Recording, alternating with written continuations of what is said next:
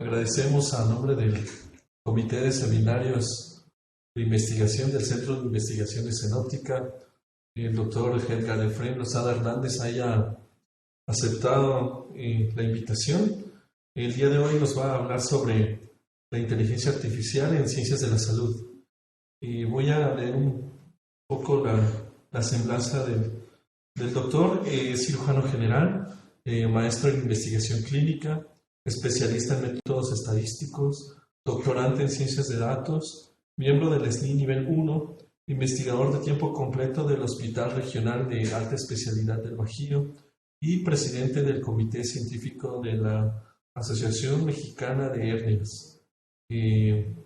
Otra vez agradeciendo su presencia, doctor, pues le cedo la palabra y pues el micrófono es suyo.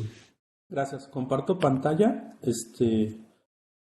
Por favor me confirman si todo bien, si se escucha bien también. Sí. Perfecto. Bueno, pues muchas gracias por la invitación. Antes que nada, cuando obviamente te invitan, empiezas a preguntar, ¿no? Si eres útil tú de acuerdo a tu formación para lo que ustedes estudian. Ya luego Sebastián tuvo la oportunidad de platicar conmigo, me dijo, bueno, que es a diferentes niveles, que hay personas que sí han utilizado la inteligencia artificial y otros que van iniciando. Entonces la intención que yo tengo con la plática es pues darles mi punto de vista desde el punto de vista médico, ¿no? De cómo vamos en esto, cómo hemos avanzado y como soy cirujano de formación, pues algunos de los ejemplos que tenemos van a ser relacionados con cirugía. De nuevo, muchísimas gracias por la invitación y espero sea de su agrado. Ya tuvo a bien presentarme el doctor Sebastián, entonces pues vamos a empezar, ¿no? Cuando nosotros, permítanme, déjenme que avance. Cuando nosotros empezamos a ver todo esto, empezamos a verlo de una manera de cómo nos tienen, ¿no? Las redes sociales con esto de inteligencia artificial y no solamente las redes sociales, ¿no? Todo en general, como que te va orillando, ¿no? A que lo uses. Y a veces, uno se pregunta si su vida, ¿no? Si la inteligencia artificial sería lo mismo, ¿no? Y aquí hay dos cosas que me gusta rescatar de esta imagen, porque habitualmente la inteligencia artificial la asociamos a un robot o lo asociamos solamente a ChatGPT y la verdad es que la inteligencia artificial, pues es muy vasta, ¿no? También viene esta presión social, ¿no? De repente, cuando ustedes están scrolleando en sus redes sociales, y están viendo y no te angustias de todas las inteligencias artificiales que te pierdes y que pueden resolver tu vida y cosas de este tipo, y uno se angustia, ¿no? Oye, me estoy quedando, pero la verdad es que el objetivo, pues, es engancharte, ¿no? Por un like o por ganar seguidores, de repente un título, una imagen que te atraiga, que por lo general pues es falsa o es exagerada o choqueante, ¿no? En relación a que haz una presentación, no sé, en 5 segundos con ChatGPT, cuando sabemos que no es así, ¿no? Y bueno, todo esto, pues basado en esto que le llaman la teoría memética, ¿no? Como donde fake news o noticias impactantes en Twitter y en algunas otras redes sociales tienen 6 veces mayor difusión que las que son reales, ¿no? Porque las reales, pues en realidad no aportan nada. Si yo hiciera una presentación y dijera, fíjate que la inteligencia artificial sirve poquito, pues tal vez a nadie le impactaría, ¿no? Entonces, esta es la situación de platicar un poquito con esto. Ahorita las inteligencias artificiales, o digamos los tipos de inteligencia artificial que están emergiendo en este año, pues obviamente es el generativo a través de ChatGPT y de algunos otros de este tipo de bots. Pero estas 12 son como las que están ahorita en el mundo de la inteligencia artificial funcionando, ¿no? Y yo creo que la número 2 es como el padre de todas estas, que es lo que tratamos de hacer, ¿no? Una inteligencia artificial que sea varias inteligencias artificiales y que con una sola resolvamos la mayoría de las cosas. Pero en realidad pues todavía no llegamos a ese nivel. Muy claro que la inteligencia artificial es una herramienta revolucionaria en muchos aspectos de nuestra vida y obviamente la medicina pues no es una excepción, ¿no? Y la inteligencia artificial simula a la inteligencia humana haciéndonos tal vez algo más preciso, más eficientes en comparación con los métodos tradicionales, ¿no? Y los beneficios para la humanidad, pues bueno, van a ser muchos, si no es que ya empiezan a verse en el desarrollo social y mejorando nuestra calidad de vida. Tal vez el efecto de la inteligencia artificial más cercano que tenemos fue la situación del COVID-19, ¿no? Y uno de los aspectos más sorprendentes de la inteligencia artificial, pues es la velocidad de avance. Es exponencial y nosotros no aprendemos de esa manera, ¿no? Y obviamente nosotros tenemos miedo a la inteligencia artificial, no digo nosotros que nos vamos a dedicar a eso, sino la sociedad en general, ¿no? Pero tenemos que entender que la inteligencia artificial no es consciente ni consciente. ¿A qué me refiero? Yo sé quién soy, yo soy Edgar Rosada, soy un médico y sé mi lugar en el mundo, sé que estoy paradito o sentado o en donde estoy, ¿no? Entonces es una conciencia psicológica y una conciencia física. Y la inteligencia artificial no tiene esto, ¿no? No es consciente ni consciente.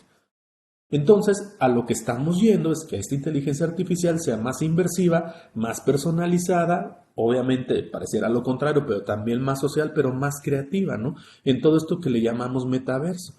Ahorita, por ejemplo, ustedes están conmigo en la plática, pero puede estar contestando a alguien tal vez un WhatsApp o tal vez alguien esté jugando en otro lado. Entonces a eso se refiere ese metaverso, ¿no? Como de estar sentadito puedes estar compartiendo muchísimos mundos y muchísimas cosas con gente diferente, ¿no? Y entonces resistirse, perdón, la verdad es que no tiene ningún sentido, ¿no? Todos ya estamos dentro del alcance de la inteligencia artificial y tenemos que empezarla a usar. Un par de diapositivas de historia, como ustedes lo saben muy bien, quien está a su izquierda es Alan Turing. Nace en 1912, muere en 1954 y es considerado el padre de la computación. Si ustedes recuerdan más o menos lo que ocurrió en la Segunda Guerra Mundial con este lenguaje de programación que era el Shark, y a través de estas máquinas Enigma, Alan Turing empieza, el U-100 hunde uno de los barcos, recupera esta máquina y empieza a tratar de descifrar todo este código, ¿no? A través de esa maquinita que produjo, que se llama el bomb.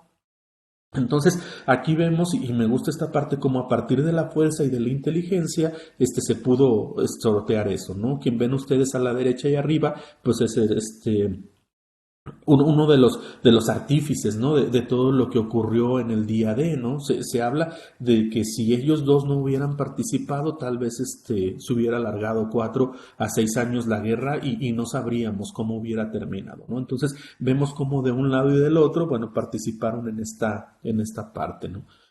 Como ustedes bien saben, Christopher Mormon tenía su pareja, Alan Turing tenía su pareja que era Christopher Morcom, que fallece de tuberculosis bovina, ¿no? Entonces, Alan Turing en su velorio le promete a su mamá que haría una máquina que pensara igual que Morcom, ¿no? Y entonces empieza toda esta parte y su primer artículo era relacionado a si las máquinas pudieran pensar, ¿no? Y entonces crea la prueba de Turing en 1950, que hasta ahorita en 73 años ningún programa la ha podido hacer efectiva, ¿no? De hecho, cada año se da el premio Loebner para poder ver si hay algún programa que supere esa parte, y quien está metido en esta parte habla de que si el premio Loebner llegara a ganarlo a alguien, tendríamos que empezar a preocuparnos, ¿no? Porque nos empezaríamos a pensar como nosotros y podríamos engañar y todo esto, ¿no? El ChatGPT no piensa, eso es muy claro. ChatGPT aprende porque leyó muchos libros y sabe que 2 y 2 son 4, pero no tiene la inteligencia para pensar y para hacer esas cosas, ¿no? Entonces ya viene toda la historia que ustedes conocen de Turing, pero en 1955 John McCarthy organiza la conferencia de Dartmouth, donde introduce el término de inteligencia artificial y define todos sus objetivos y sus métodos. En 1957 funda un laboratorio en el MIT específicamente para eso, y en el 60 crean el lenguaje de programación Lisp, que fue el primero con el cual empezaron a desarrollar toda la inteligencia artificial, ¿no? Ahora, yo creo que tenemos que ubicarnos en dónde estamos ahorita nosotros como seres humanos, ¿no? Nosotros, entendiendo lo que es una revolución científica, de acuerdo a este científico estadounidense que es Thomas Kuhn, es un paradigma. Es una visión de la realidad que conforma un gestalt. Ustedes saben que el gestalt es un patrón que resulta de las 3 ramas de la filosofía, ¿no? Metafísica, epistemología y ética. Es decir, cómo adquiero el conocimiento, cómo lo uso y si está claro que lo voy a usar para situaciones buenas o no, ¿no? Entonces, un gestalt es un modelo de vida. Entonces, un cambio de paradigma se llama revolución científica, y estos cambios son tan grandes y tan trascendentales que, por ejemplo, el paradigma anterior ni siquiera se compara con el nuevo, y de hecho utilizamos palabras nuevas para explicarlos esta parte, ¿no? Es muy claro, por ejemplo, cuando cambiamos de paradigma, que ya hablábamos de internet, hablábamos de email, hablábamos de todas estas cosas, y ahora con inteligencia artificial hablamos de prompts, hablamos de plugins, hablamos de de situaciones o de situaciones métricas y computacionales, perdón. Entonces, la inteligencia artificial no es acumulativa, no es lineal, sino disruptiva, ¿no? Te cambia todo y ese fue el problema que nos está haciendo ahorita, ¿no? Nosotros dentro de toda la historia de la humanidad hemos tenido 4 revoluciones científicas. La primera se llama ciencia clásica moderna. Y esta estaba relacionada al apoyo que la burguesía le daba al conocimiento, ¿no? Entonces dejan de tener esta percepción natural y empiezan a hablar de los sentidos. La realidad es lo que se ve y lo que se toca, ¿no? Y todo empieza a partir de la teoría de Galileo y Copérnico, en donde ya empiezan a colocar al Sol en el centro de todo y previamente no. Y todo esto duró 4 siglos, ¿no? Toda esta revolución científica. La segunda revolución científica fue un poco más grande, que fue la cuántica, en donde vemos nombres como Planck, Einstein, Bohr, Rutherford, y no solamente es eso, sino que toda la teoría cuántica afectó todo lo que es la vida, pues dentro de la Tierra, ¿no? No solamente se quedó a que la física cuántica o la química cuántica, había ciencias sociales cuánticas, es decir, donde todas estas teorías de la física cuántica se aplicaban y sigue vigente. De hecho, una tercera parte de la economía mundial se funda en los principios, desarrollos y aprovechamientos de la teoría cuántica. Pero vean cuánto duró. 5 décadas. De haber durado 4 siglos la previa, esta apenas va 5 décadas. Por eso empezamos a hablar de cosas que son más rápidas, ¿no? Y es un conocimiento que es contraintuitivo. Es decir, cuando yo les hablé en la diapositiva pasada de la primera revolución, era lo que yo puedo ver y tocar. En esta no podemos ver los átomos, no podemos tocarlos y nos imaginamos que pudieran estar por ahí, y entonces la contraintuición empezó a ser diferente, ¿no? Nuestra tercera gran revolución científica fue la informática, en donde empezamos con la computación, el internet, la telefonía, y el mundo se empezó a hacer más global, ¿no? Si ustedes recuerdan, estaba la teoría de los 6 grados, ¿no? En 1960. Y ahora se sabe que con Facebook, por ejemplo, estamos a 4.5, en Twitter a 3.7 y con LinkedIn a 3. ¿A qué me refiero con estas teorías? Se supone que yo puedo conocer a una persona en otro lado del mundo con 6 pasos. Es decir, yo conozco a alguien que conoce a alguien que conoce a alguien, y así podemos ir y podemos empezar a conocer a gente famosa o lejana, ¿no? Que antes era para nosotros. Y esta teoría de los 6 grados, y solo hablaba del teléfono, por ejemplo, ahora ha disminuido, ¿no? ¿Y a qué se refiere? Por ejemplo, en el 2011, esta teoría había bajado a 4.74 grados. Había 7 mil millones de habitantes en el mundo y el usuario de Facebook era de 800 millones. Entonces, cada individuo podía contactar al 11% de la población mundial con 5 interacciones nada más. Y en el 2016 bajó a 3.57, es decir, ya tuvimos más población, que fueron 7.400 millones, pero también aumentaron los usuarios de la red a 1.800.000, y entonces cada individuo podía contactar al 24% de la población mundial con 4 interacciones, y esto es impresionante, porque por la forma en la que se mueve la información, no es la situación personal de yo voy a conocer y mi ego de conozco a alguien más, no, se refiere a la forma en la que la información, todo lo que sabemos, para bien o para mal, se mueve en todo el mundo. Entonces, ya para el 2016, con solo 4 interacciones, podíamos conocer a la cuarta parte del mundo, y esto fue impresionante, ¿no? Y viene nuestra cuarta revolución científica, que es ahora la que estamos viviendo, que es la de la inteligencia artificial. Entonces, se trata de resolver problemas cognitivos asociados a la inteligencia humana. Por ejemplo, aprender, solucionar problemas o reconocer patrones, cosas que antes, pues bueno, no estaban dentro de nuestro lenguaje, ¿no? ¿Y por qué viene todo esto? Porque es importante. Yo les decía, por la forma en la que se transmite el conocimiento, pero también la forma en la que lo adquirimos. Cada día se transfieren en Internet 300 millones de páginas. Hay cerca de 4 millones de artículos en 40,000 revistas. Llevar lo que se genera en 24 horas te llevaría 5 años biológicos. Entonces, todo este caudal de información te llega a un bloqueo, amenazando obviamente la expansión del conocimiento científico, y actúa como un límite biológico. Hay que entender que nosotros aprendemos lentamente. Entonces, el avance científico y la generación de conocimientos son procesos bien complejos para nosotros como seres humanos, que requerimos tiempo para tenerlo, análisis para ver si está bien y luego reflexionarlo. Y si no lo entiendo, vuelvo a empezar con esta parte.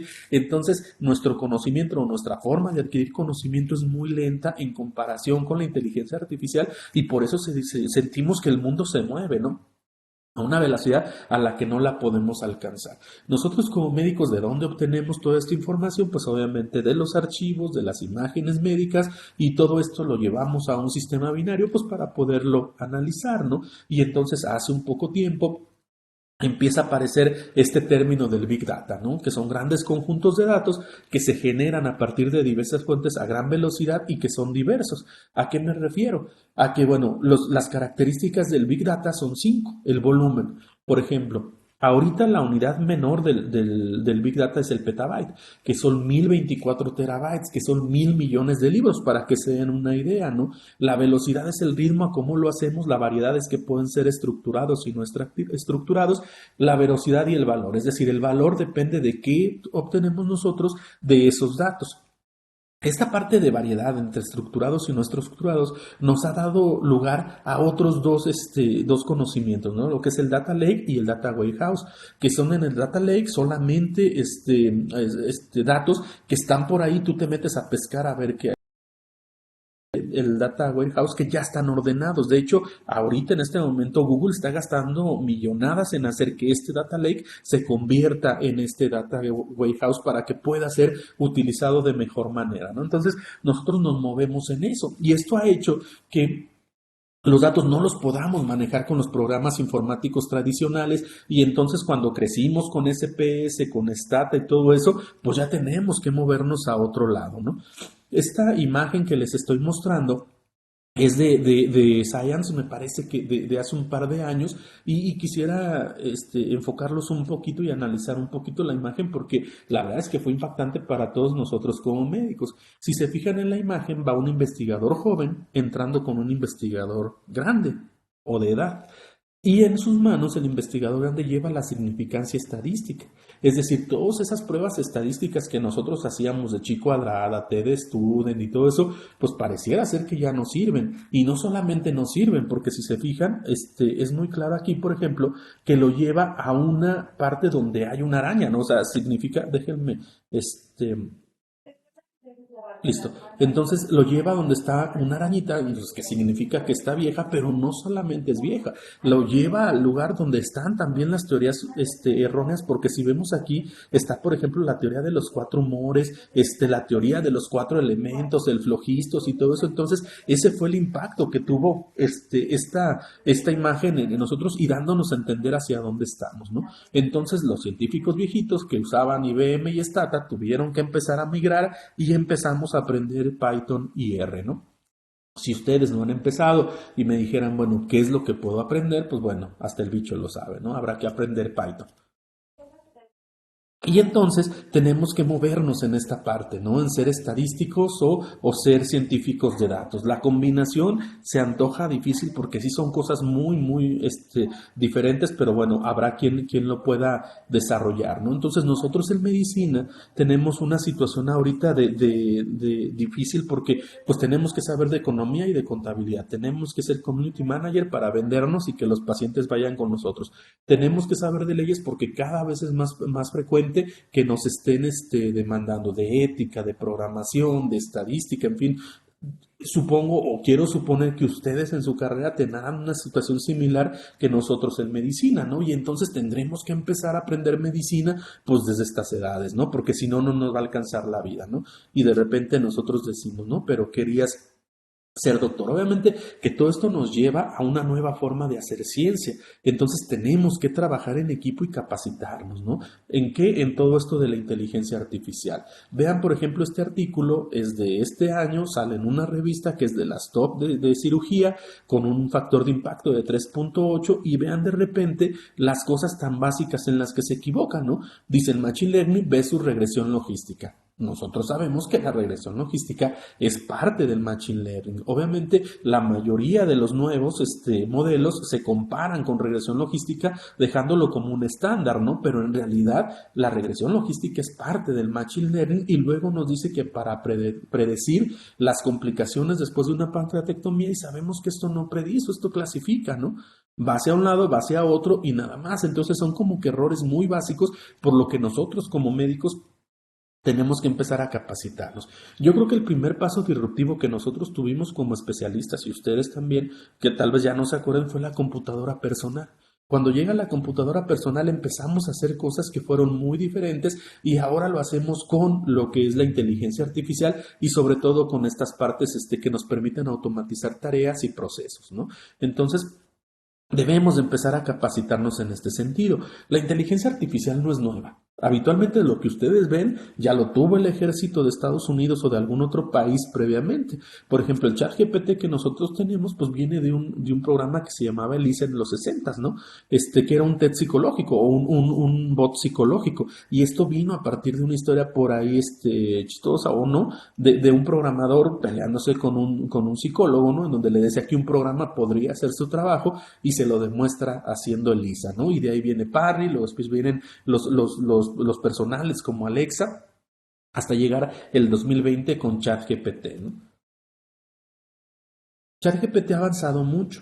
Lo que ven ustedes a la izquierda es el 3.5 y el que ven a la derecha es el 4 y entonces vean cómo la misma palabra la responde de manera diferente. Obviamente quien tiene razón es el 4. Ahorita vamos a hablar de estas partes de ChatGPT, pero cómo ha evolucionado. Entonces no razona, pero aprende. Lo que ustedes le ponen ahorita y se equivoca, si se lo vuelven a preguntar o ustedes se lo resuelven y se lo vuelven a preguntar, ya lo aprendió y ya no se va a volver a equivocar. Entonces, ¿de dónde aprenden todo esto? Pues obviamente de la base de datos que nosotros metimos y también solito, ¿no? Entonces, su forma de aprender es mixta y a través de transformadores generativos preentrenados, es decir, tú le vas poniendo palabras a ChatGPT y él con esos transformadores va viendo qué es lo que sigue, es una secuencia de palabras lo que te empieza a dar ChatGPT, no es una inteligencia que piense y que razone y que vea las cosas, de ahí su problema, ¿no? Entonces, no importa que de esta forma funcione, yo creo que no debemos de cerrarnos a su uso.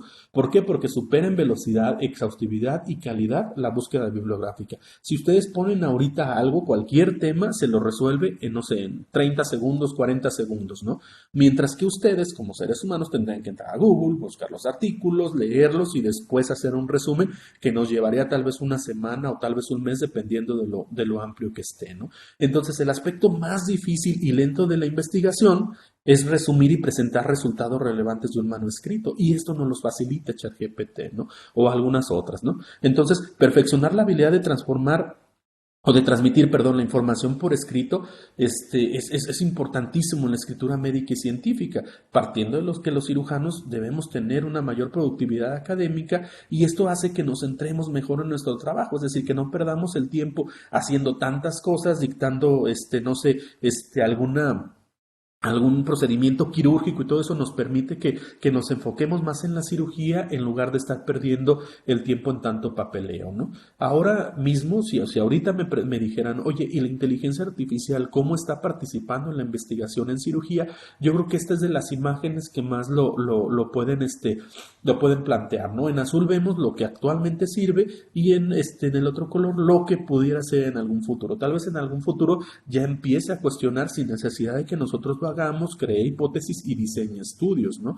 Y ahorita, pues bueno, nos sirve para ver la literatura, para escribir, para revisión postpares y también para publicaciones, ¿no? ¿Cuál es la limitación que tienen estos programas, ¿no? Es decir, sí son muy buenos para resumir, son eficaces y todo eso, pero es difícil garantizar su exactitud sin un control de calidad. Entonces, ¿por qué? Porque la inteligencia artificial, se los he dicho varias veces, no es inteligente. Pareciera ser una situación contraria, pero no puede detectar errores en los análisis. La interpretación o las citas bibliográficas tampoco puede, lo que da lugar a transmisiones repetidas o conclusiones que son falsas, perdón. Y de hecho, ellos mismos cuando inicias ChatGPT te lo dicen, ¿no? Cuidado, porque ocasionalmente te puede mentir o puede dar información incorrecta, ¿no? Porque puede cometer errores de acuerdo a las instrucciones que tú le des y sobre todo porque su conocimiento está hasta el 2021, ¿no? Ahora con el ChatGPT nuevo, bueno, puedes pagar 400 pesos al mes, $20, te conectas a internet y puede empezar a leer imágenes, ¿no? Más adelantito se los voy a mostrar. Es tan difícil, pues, o es tan complicado el empezar a usar ChatGPT que la OMS nos dio este algoritmo, ¿no? Lo primero que nos, ok, tú vas a empezar a investigar y vas a usar ChatGPT. ¿Te importa que el resultado sea verdadero? Si no te importa, úsalo. ¿Cuándo no te puede importar? Por ejemplo, cuando escribes una novela, un cuento, no sé, de ese tipo, ¿no? Pero si sí te importa y dispones de la experiencia para verificar que lo que te da es preciso, pues sí úsalo. Si no, no lo uses, ¿no? Y si aparte de tener la experiencia para verificar, estás dispuesto a asumir la responsabilidad por las imprecisiones que cometas, y sí, pues úsalo. Y si no, pues entonces no lo uses. Entonces, si se fijan, nos está dando como que pocas situaciones en las cuales lo podamos utilizar, pero no se preocupen, yo creo que sigue siendo útil y lo vamos a ver más adelante. Entonces, toda esta parte de cómo se equivoca ChatGPT y cómo la gente lo empieza a ver, ha llegado a algo que se llama negación científica. Entonces, las inteligencias artificiales generativas crean información, ¿no?, que te la dan, lo que significa que potencialmente pudieran difundir información científica errónea, porque ChatGPT no busca en Internet como lo hace Google. Él genera respuestas a consultas prediciendo posibles combinaciones de palabras a partir de una situación masiva de información que le dieron. Entonces, esto nos reduce a algo que se llama confianza epistémica, es decir, es el proceso en el que confías en el conocimiento que se obtiene de los demás, ¿no? ¿Por qué? Porque la ciencia se autorregula. Lo que yo publique hoy, mañana alguien lo va a leer y me va a decir, ¿sabes qué? No es cierto lo que estás haciendo, o sí es cierto. Entonces, la ciencia se autorregula, pero en este caso, como viene solo, pues es bien difícil de obtener, ¿no? ¿Qué podemos hacer? Pues obviamente incrementar la vigilancia, verificar que los datos sean correctos, evaluar la evidencia, pero no detenerse en su uso. Eso yo creo que es muy claro, ¿no? Y promover la alfabetización es muy importante. Este artículo, de repente ustedes saben que la situación en medicina pues va muy dirigido a disminuir muertes, ¿no? Entonces este artículo sale en Nature hace, no sé, un par de meses, seguramente lo vieron por ahí, y dice que la inteligencia artificial predice un cáncer de mama 5 años antes de que aparezca. Y entonces aquí tú como médico debes decir, a ver, si es cierto o no es cierto.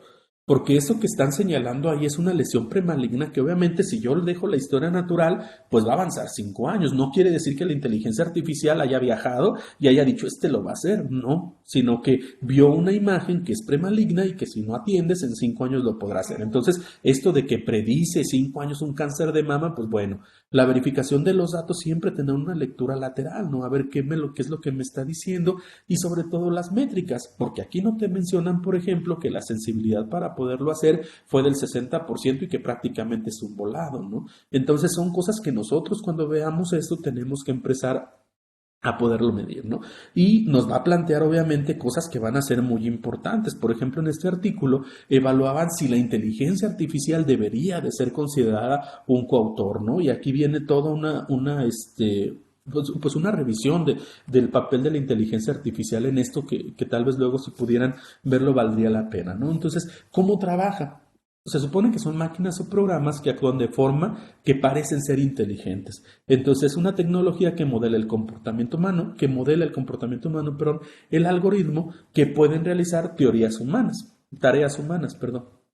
Entonces, ¿qué es lo que hace? Pues tiene similitudes en los datos de entrada, ¿no? Nosotros tenemos nuestra información a través del olfato, del oído, del tacto, que llega al cerebro, que es el procesador a través de la transformación de todos estos datos, reacciones químicas y todo eso, y nos va a dar una reacción de salida, ¿no? O te agrada, te disgusta cuando estás probando, o te molesta cuando es un sonido fuerte y todo eso. Es muy similar a la inteligencia artificial. Tiene sensores, tiene cámaras que pueden ver y todo eso, y te llevan a un procesador que te va a dar datos de salida con dos situaciones, o clasifica o predice, ¿no? Si es clasifica es habitualmente binario, sí o no, hombre, mujer, etc. Y predice cuando es una variable que es numérica. Entonces, por eso era la situación que veíamos en el artículo de Sorgery que les decía, ¿no?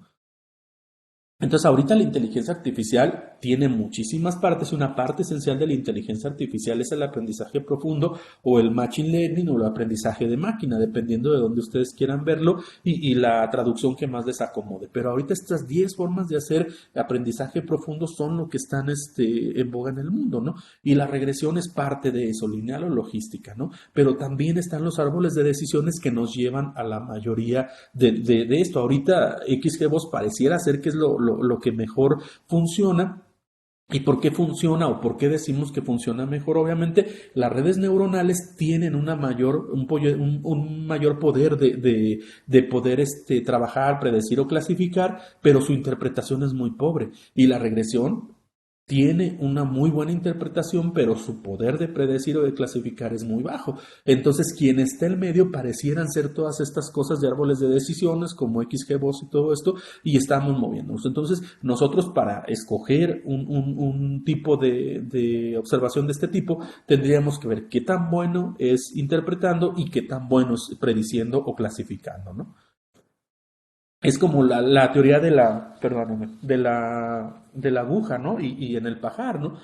Cuando preguntaban cómo podrías escoger, encontrar la aguja en un pajar, pues quemando la paja, yo creo que pues eso no podríamos hacerlo, ¿no? Un pajar más pequeño, pues bueno, yo creo que la situación que tiene la inteligencia artificial es esto, ¿no? Ayudarnos a magnificar la aguja para que lo podamos encontrar sin necesidad de quemar la paja ni hacer un pajar más pequeño, ¿no?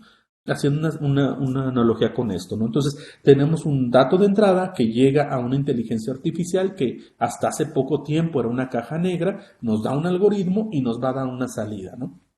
En este caso, yo como cirujano, si tiene o no tiene hernia. Y hablaba de esta inteligencia artificial o de esta caja negra que hasta hace poco permanecía de esa manera, pero que hay algunos tipos de inteligencia artificial que nos permiten evaluarlo, ¿no? Ahora aparecieron estos Shad Values que vienen de teoría de juegos y que nos dicen qué tan importante es una variable para el desarrollo de los modelos y nos hacen ver la plausibilidad, ¿no? Si de repente hay alguna variable que tú dices no tiene nada que ver en que se desarrolle esto, pues tal vez tu modelo no sea tan exacto y tuvieras que empezar a cambiar. ¿No? ¿Cómo aprende? Pues bueno, hay aprendizaje supervisado porque el modelo de inteligencia artificial se centra en datos etiquetados, hombre, mujer, edad, etc., y nos da una salida esperada, ¿no? Puede ser no supervisado cuando se dejan los datos ahí, no etiquetados, y entonces el programa empieza a trabajar solito buscando patrones, ¿no? Y lo otro es lo que le llamamos el feedback, ¿no? El aprendizaje por refuerzo. Hace un trabajo, ya sea clasificando algo, y si lo hace bien, bueno, se le da un refuerzo, y si no, se le da un castigo y empieza a aprender de esa manera. Son las tres formas. Pero ¿qué pasa en cirugía? Yo creo que cirugía es una de las áreas de la medicina que más se ha beneficiado de la inteligencia artificial. ¿Por qué? Porque mejora nuestra precisión, eficientiza nuestros procedimientos, reduce errores, que es muy importante, y mejora los resultados de los pacientes. Nosotros, bien, esta búsqueda en PubMed hasta el año pasado, había 19.135 estudios. En el 2021, 40.000. Y vean, en 1997 fue el primer año que se pasaron los 1.000 estudios al año hablando de inteligencia artificial y cirugía. Entonces, los artículos publicados se han multiplicado por 61 si comparamos 2005 al 2019. Y cirugía es el tercer grupo más grande después de la farmacología y el cáncer.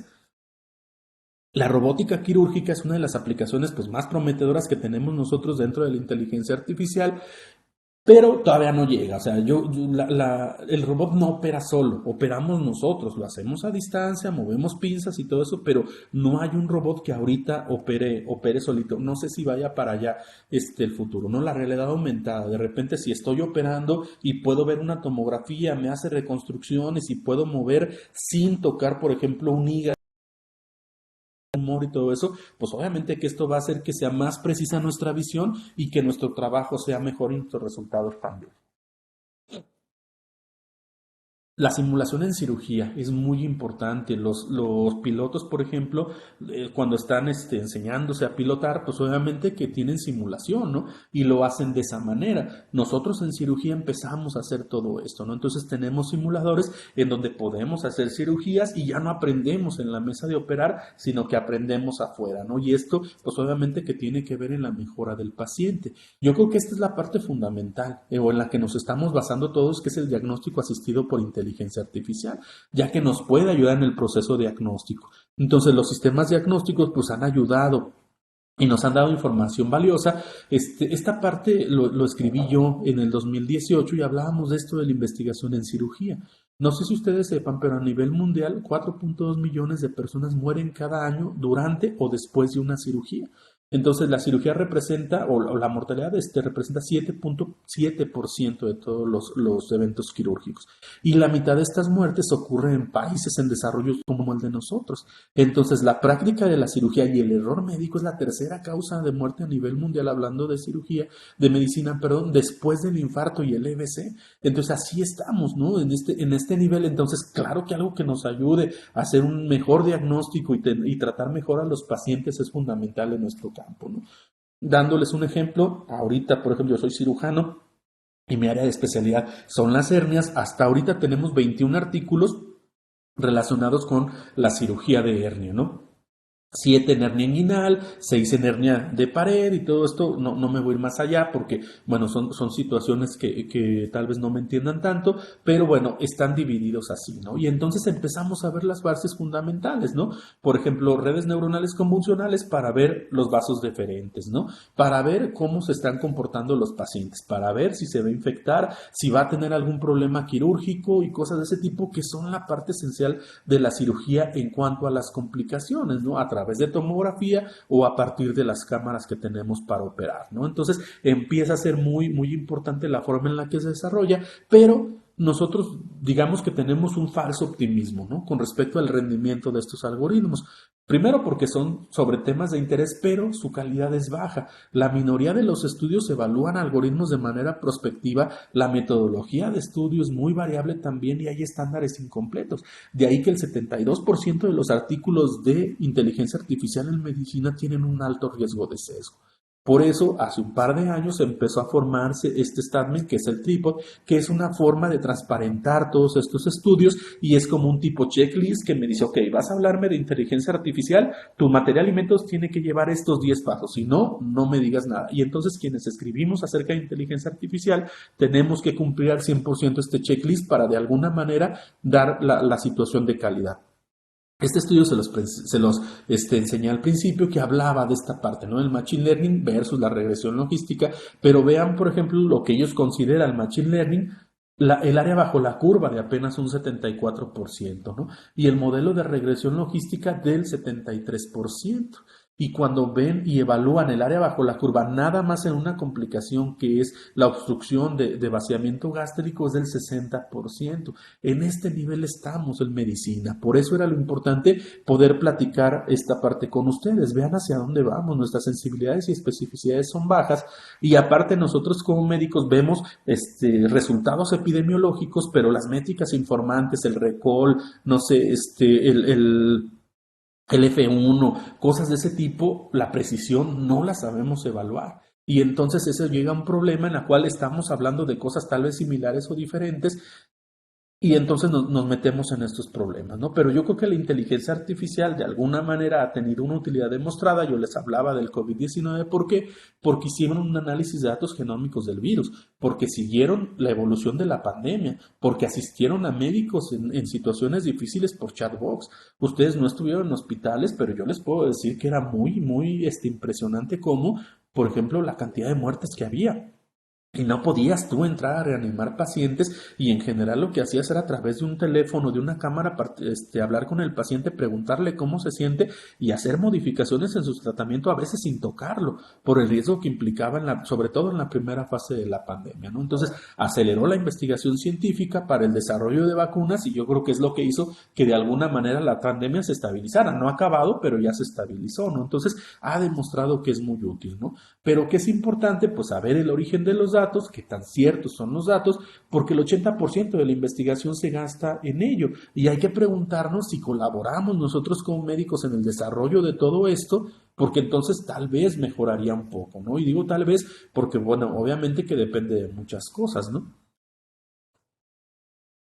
Yo creo que es la parte más importante o la situación de donde estamos en realidad en cirugía. Yo les hablaba de esta parte de los 19.135 artículos, pero vean cómo empezamos siendo un caudal grande y terminamos siendo una gotita, ¿no? Un caudal grande, ¿por qué? Porque de repente los artículos no cumplen con su propósito, porque no se validan, porque no se implementan, ya sea porque la decisión que están tomando pues tiene muy pocos actividad, porque el software que se tiene que usar es muy caro, porque el costo efectivo del uso del modelo pues también es difícil y entonces no se adoptan. ¿Por qué? Porque tal vez la predicción no es útil, porque las predicciones no son verdaderas o porque los modelos son poco transparentes, ¿no? Entonces, de tener toda esta cantidad de estudios, ahorita terminamos así. Si ustedes me preguntan qué inteligencia artificial estoy usando para mi práctica diaria o si me ha utilizado, yo les diría que no. Y así conozco médicos que están en oncología, en todo eso, y que todo esto no les ha llevado. Vamos empezando. Ojalá en un futuro todo esto cambie, ¿no? Pero en realidad ahorita es esa la situación. Y tenemos que entender que todos los modelos deben de llevar un sentido, un sentido que tiene que ser lógico y apegado a la realidad. Y la situación que de repente nosotros nos equivocamos es saber que es otro profesional el usuario final. Entonces tenemos que hacer que no solamente mida lo que nosotros queremos, sino que su interpretación sea fácil para que se puedan adoptar todas estas partes, ¿no?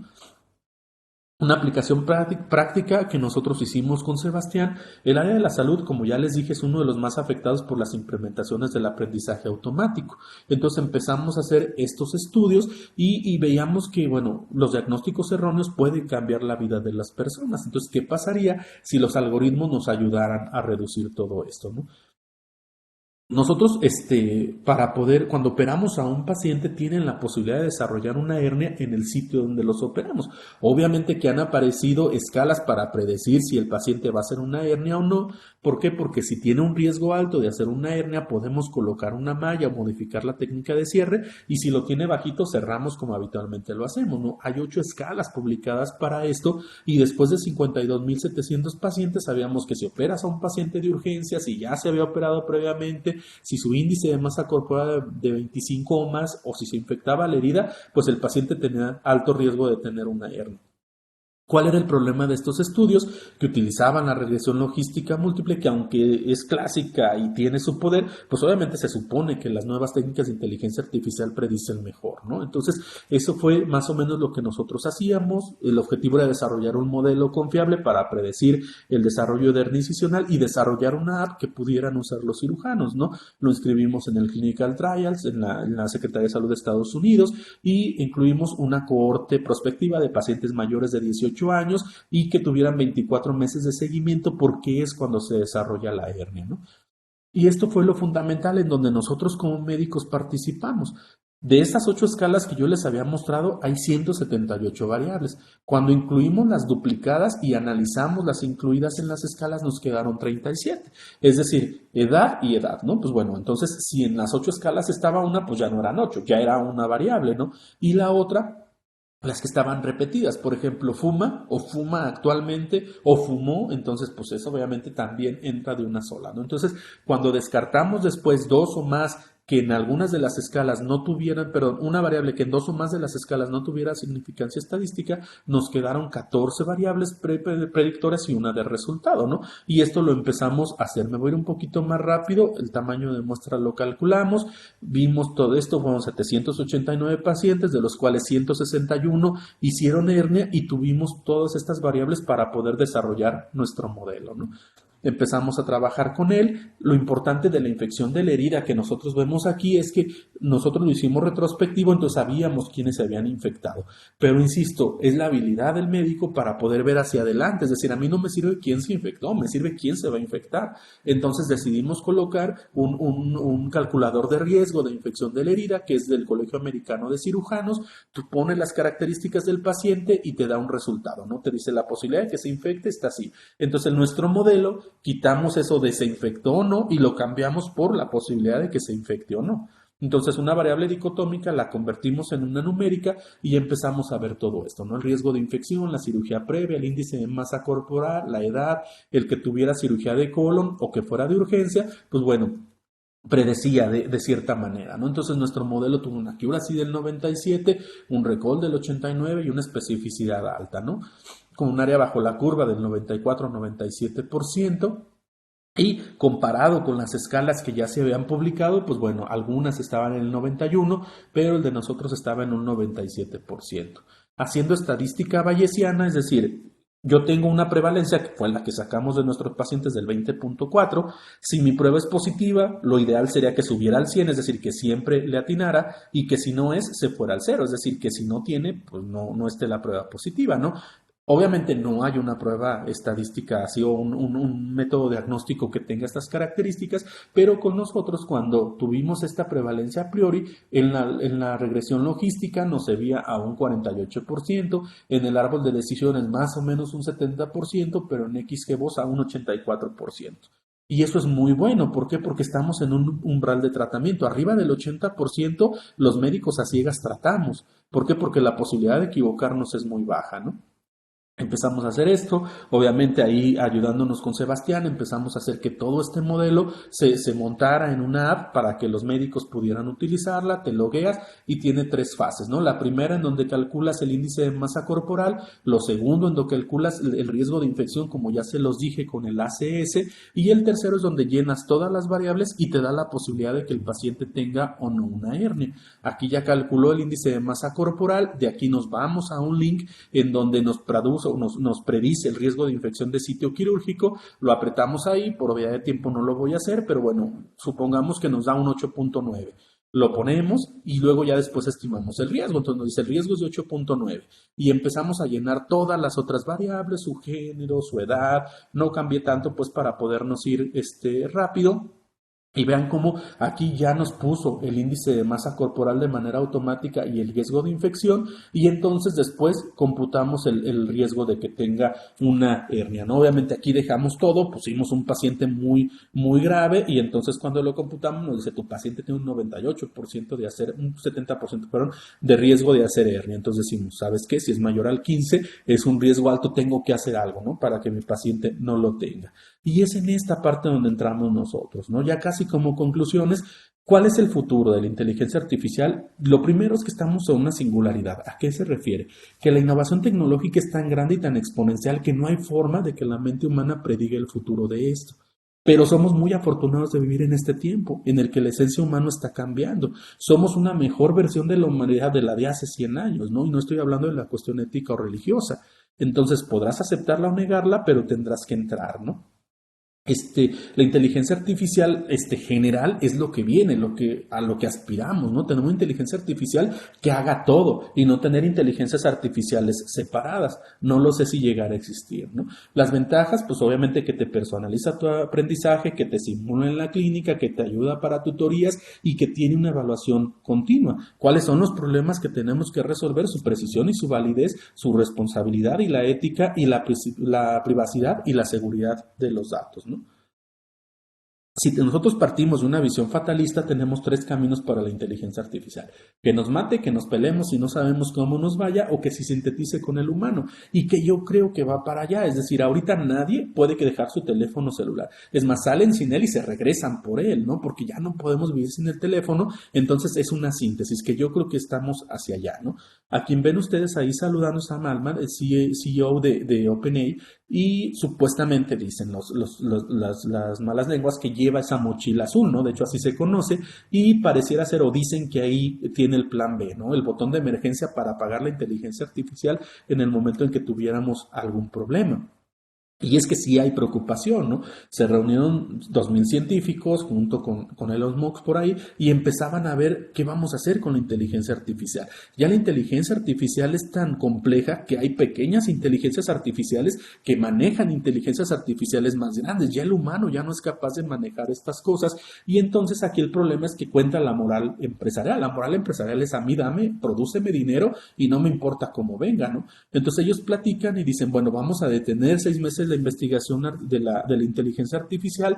¿Por qué 6 meses? Porque ellos calculan que en estos 6 meses China no les aventaje o no los equipare, porque a los chinos no les interesa, ¿no? Entonces el Sam Altman prometió no lanzar ChatGPT 5 hasta no poderlo controlar, ¿no? Entonces, no sé, estamos en una situación así.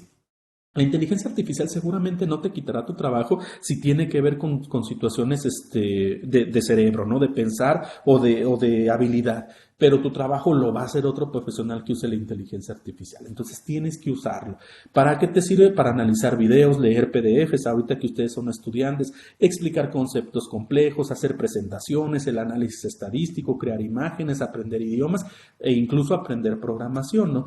Aquí les traigo algunos ejemplos. Nosotros sabemos que existe el ChatGPT 3.5 y el 4, ¿no? La diferencia, pues obviamente es que tienes que pagar por mes, pero obviamente cosas que yo considero fundamentales: el que puedas tener plugins, el que se conecte a internet en tiempo real y el que te pueda leer imágenes, cosas que el GPT 3.5 no tiene, ¿no? ¿Qué es un plugin? Un plugin es un fragmento de software que se añade a las funciones de ChatGPT y te lo hace como que digamos más completo, ¿no? Y un prompt es una pregunta o una instrucción que tú le das al programa para que te genere una respuesta. Entonces, ¿qué plugin necesito? Pues obviamente, como yo les dije, el 3 no lo da, pero el 4 sí te lo da. Y si se fijan, ahí se activan los plugins, ¿no? Entonces, estos son los plugins que tenemos activados, pero puedes ir a una tienda de plugins y si yo quiero saber qué inteligencia artificial necesito, pues bajo esta inteligencia artificial, ¿no? El chat GPT te permite solamente tener tres inteligencias, plugins juntos. Entonces, aquí empezamos a buscar uno de los plugins para que me conteste esta pregunta. ¿Qué plugin necesito o qué inteligencia artificial necesito, no? Entonces, ¿qué inteligencia artificial necesito? Está muy claro, ¿no? Ahí está el plugin, lo instalas, lo bajas y una vez que esté instalado, pues le puedes hacer preguntas a él, ¿no?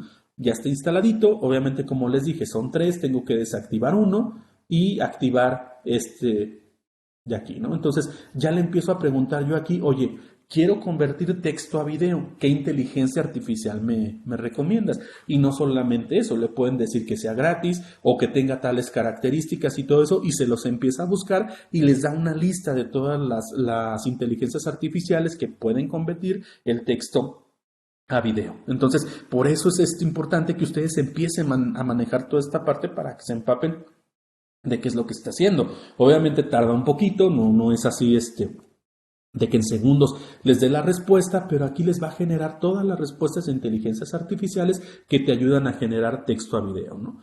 Y ahí está, y te da el link para que te puedas enlazar y puedas llegar directo con ellos, ¿no? Ok, ya sé qué inteligencia artificial necesito. ¿Cómo te pregunto qué necesito? Ya les dije que el prompt es lo que tú le vas a preguntar a ChatGPT. Vean cómo yo hice un prompt muy sencillo. Oye, dame un prompt para crear una imagen de un páncreas que es afectado por un trauma y que está sangrando. Cuando yo meto esto y usamos los plugins, por ejemplo, de Prompt Perfect o Photorealistic Prompt, vean los dos prompts que me da. Y no solamente se queda en esta tontería que yo le pregunté, sino que me dice la cámara, la resolución, la amplitud, cosas que yo, pues obviamente yo no sabía que existían, ¿no? Entonces me da los plugins, obviamente lo meto en una inteligencia artificial, que a mí me gusta mucho Leonardo, la pego aquí y ya se genera la imagen, ¿no? Y esta es la imagen que me genera. Entonces, vale mucho la pena. Si yo quiero analizar un video, este video es del doctor Omar Bello, nos habla de investigación en cirugía, entonces le digo a ChatGPT, oye, analízalo, ¿de qué se trata? ¿Cuáles son los puntos claves del video? Y me lo dice, ¿no? ¿Qué herramienta de búsqueda usa en el video? Y me dice, mira, te habla de operadores booleanos, de mesh, te habla de todo esto, ¿no? Entonces empiezan y tú le puedes preguntar, oye, ¿y en los filtros de búsqueda qué es lo que está utilizando? Y entonces se lo anotas y él te da la respuesta, ¿no? Entonces puedes hacer toda esta parte, ¿no? Un poquito más rápido. ¿Qué pasa si quiero ver un video? Pues un PDF, me voy a chat PDF, perdón, lo abro y cargo el artículo que yo quiera, ¿no? Entonces una vez que yo lo cargo, empiezo a trabajar con él y empezamos a hacer las cosas, ¿no? Déjenme le adelanto un poquito, pero no se puede adelantar, pero ahí, por ejemplo, puse un artículo, lo carga y puedo empezar a trabajar. De hecho, él me dice tres cosas que yo pudiera preguntarle, ¿no? Esto es lo que me puedes preguntar y ya usé uno que ya tenía cargado, este es un estudio biomecánico de la pared abdominal y le empiezo a preguntar todo lo que yo, oye, ¿qué dice de la línea alba? ¿Qué te dice de esto? Oye, estás muy corto, sé más extenso y obviamente se extiende más y te da la página en donde está. Dame un resumen de lo que acabamos de ver y al final le dije, oye, dame una prueba de 10 palabras, ¿no? De 10 preguntas, perdón, de opción múltiple. Explicar conceptos complejos. En este artículo te después de una pancreatitis aguda y en la figura 3 me da esto. Y entonces yo le digo a ChatGPT, oye, no seas malo, explícame esta figura. Y él me dice, ¿sabes qué? Como soy un modelo de inteligencia artificial, no tengo la capacidad de acceder a los artículos, pero si subes una foto, te la puedo explicar. Y es aquí que le subo la foto. Vean, aquí se la subo y él empieza a hablarme en general de lo que ve. Mira, esto se llama un forest plot. El forest plot se usa para eso, pero ya yéndome a la imagen que tú me estás dando, hay tres cosas que te sirven saber. Que pareciera ser que la edad no tiene nada que ver, que cosas de ese tipo y todavía un poquito mejor. Si yo quiero hacer una igual, yo le digo, ¿sabes qué? Tengo una base de datos similar, por favor dame el código en R, en Python o en lo que ustedes quieran para poder hacer una imagen igual, ¿no? Entonces te ayuda también a explicar conceptos complejos y te ayuda a hacer programación. Aquí le digo que tengo una base de datos similar, que me dé el código en R y me lo da de manera automática, ¿no? Y ya lo puedo en Google Colab o lo que ustedes quieran, ir a hacerlo en RStudio, ir a pegarlo y empezar a trabajar con eso para obtener esa imagen, ¿no? Entonces, son algunos de las funciones que tiene. Como conclusión ya final, está transformando la cirugía y la vida tal vez de muchas maneras, ¿no? Nosotros como cirujanos no estamos inmediatamente amenazados, pero sí va a llegar un cirujano que maneje inteligencia artificial y tal vez me haga de lado. Debemos encargarnos de proporcionar contexto. Eso es muy importante para que las interpretaciones que ustedes pudieran hacer en algún futuro nos sirvan, ¿no? Para que sean algoritmos que sí tomen decisiones. Nuestra experiencia o intuición va a seguir siendo crítica y nuestras habilidades pues van a ser muy importantes porque van a ser más avanzadas que las computadoras. Aparecieron los coches, pero seguimos usando los pies, ¿no? Porque seguimos caminando. Y por muy avanzado que esté el coche, pues de todos modos seguimos usando nuestros pies, ¿no? Debemos de estar involucrados desde el principio para garantizar la confianza de los sistemas y es imperativo, pues, dotarnos del conocimiento para hacer frente al desafío que implica la inteligencia artificial ahorita, ¿no? Cualquier duda, si de repente no la tuvieran por ahí y quisieran preguntármela, aquí está mi Twitter y podemos platicar. Voy a dejar de compartir para que podamos platicar. Muchas gracias, doctor Edgar. Muy interesante la charla. Hay una pregunta que quisiera leérsela del doctor Geminiano. Dice, hola, gracias por la charla. ¿Debe el desarrollo de instrumentación biomédica, incluidos algoritmos de aprendizaje automático, enfocarse en la generación de información para seguir apoyando la actividad diagnóstica médica tradicional basada en la experiencia? ¿Cuáles son los riesgos de convertirlos en autónomos? Claro, fíjese que es muy interesante la pregunta que hace. Nosotros ahorita estamos operando o se están haciendo varios robots quirúrgicos. El que más se utiliza es Da Vinci, entonces es de Intuitive. Cuando tú entras y empiezas a operar con el robot, en el contrato firmas que todo lo vas a ceder, toda la información. ¿A qué me refiero con la información? A que tu paciente, por ejemplo, no sé, tiene 19 años, es mujer, tuvo colecistitis, la vesícula se ve así, se ve así, y empiezas a trabajar tu cirugía y todo lo que operaste se guarda para ellos. ¿Qué es lo que va a pasar? Que después nos van a vender un programa para evitar que se lesione la vía biliar en colecistectomía, pero utilizaron tus datos. Y entonces, claro que esta situación va hacia allá, ¿no? Va a hacer que la instrumentación biomédica sea diferente y tal vez sea de esta manera. Tal vez, por ejemplo, cuando nosotros usamos cámaras en endoscopías, colonoscopías, estamos ayudando a entrenar inteligencias artificiales que después nos van a vender. Si me preguntas si vamos a ser autónomos, no creo, ¿eh? Yo creo que en medicina, al menos en medicina, no se va a poder. La investigación, el tocar al paciente y todo eso es una parte fundamental dentro de la semiología médica y va a ser muy difícil. Yo no creo que en un futuro exista un robot que opere por nosotros. Gracias, No sé doctor. si contesté la pregunta. Sí. Bueno, Juan Pablo, quita el micrófono. Doctor, yo tengo una pregunta. Dentro de los programas de formación de médicos, en todas estas especialidades que existen más allá de la cirugía, ya se contemplan materias que tienen que ver con inteligencia artificial, quizás no técnicas como tal, sino acerca del uso de esto, de cómo pueden fortalecer su investigación, o todavía no. No. En medicina todavía no. Fíjate que ya después de que terminamos la carrera, pues pudieras hacer una maestría o algo relacionado por ahí, pero es muy poco. Yo estoy haciendo el doctorado y tengo 36 compañeros y soy el único médico que está metido en esa parte. A nivel licenciatura, no. Todavía no. Debería, sí, claro que debería, ¿no? Empezar a enseñarse todo esto, pero era una de las diapositivas que les enseñaba. Ahora los médicos tenemos que hacer 20 cosas cuando tal vez la situación era mejor trabajar en equipo que tratar de hacer esto, ¿no? Gracias, doctor. Pregunta José Manuel Morales Mavines. Hola, doctor, muchas gracias por la exposición. Me ha parecido muy interesante y muy pertinente a las problemáticas actuales en cirugías. Creo que integradas tendrían un impacto muy importante en esta área. Me ha dado curiosidad un aspecto, dado que es un tipo de sistema que va aprendiendo y que, como mencionaba, se necesita de una evaluación sobre si las predicciones son verdaderas. Usted, como médico, ¿qué tipo de pruebas de validación considera que serían pertinentes previo a ser utilizadas en asistencia en cirugía médica? Híjole, ¿Qué pruebas de validación?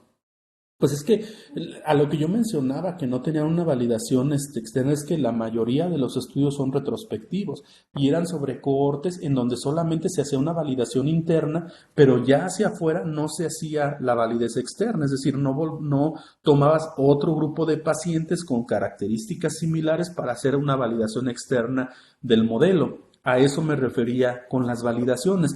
Yo creo que la validación o tal vez a lo que él se refiere es la aprobación que pudiéramos tener los médicos para su uso. Y eso pues va a depender primero de la utilidad, de qué tan certero sea y obviamente de lo fácil que podamos acceder en ellos. Si te fijas, por ejemplo, nosotros cuando hablamos de nuestra aplicación, Sebastián, hablamos de dejarlo libre, que lo utilice cualquier cirujano y no solamente de eso, de montarlo en una página a donde accedan los cirujanos, ya sea en la Asociación Mexicana de Hernia o en el Consejo Mexicano de Cirugía General. Entonces yo creo que va a ser esa evaluación de esas predicciones la que retroalimente a cada médico. Es decir, si yo uso esa aplicación y me sirve y si me diagnostica lo que yo creo y si tiene una repercusión clínica, es lo que va a hacer que todo esto crezca. Pero mientras sigamos haciendo estudios que no tienen aplicaciones, que terminan siendo un modelo sofisticado y bonito, pero que no sabes por qué se forma y si te da una buena utilidad clínica, yo creo que no, pues van a seguir como estamos, ¿no? Que era la diapositiva que les mostré ahí del grifo, ¿no?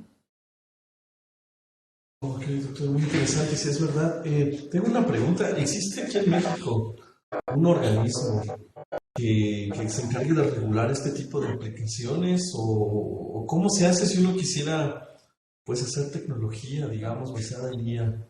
No, quien se encarga de regular todas estas partes sigue siendo COFEPRIS, así como se encarga de medicamentos, se encarga de software y se encarga de algún tipo, no sé, de una nueva pinza o de algún nuevo instrumental o de cosas de ese tipo, ¿no? Pero aún no ha llegado esta parte a ser tan importante como para tener que regularlo. Habitualmente los trabajos que hacemos son las mismas revistas los que tienen el arbitraje sobre ello, ¿no? De si sirve o no sirve. Muchas gracias, doctor. Por favor, sigo tu micrófono. Bien, voy a leer el reconocimiento, doctor. Le agradecemos mucho su charla. El Centro de Investigaciones en Óptica, AC, CIO, otorga el presente reconocimiento a el doctor Edgar Efrén Lozada Hernández por su participación en la plática Inteligencia Artificial en Ciencias de la Salud.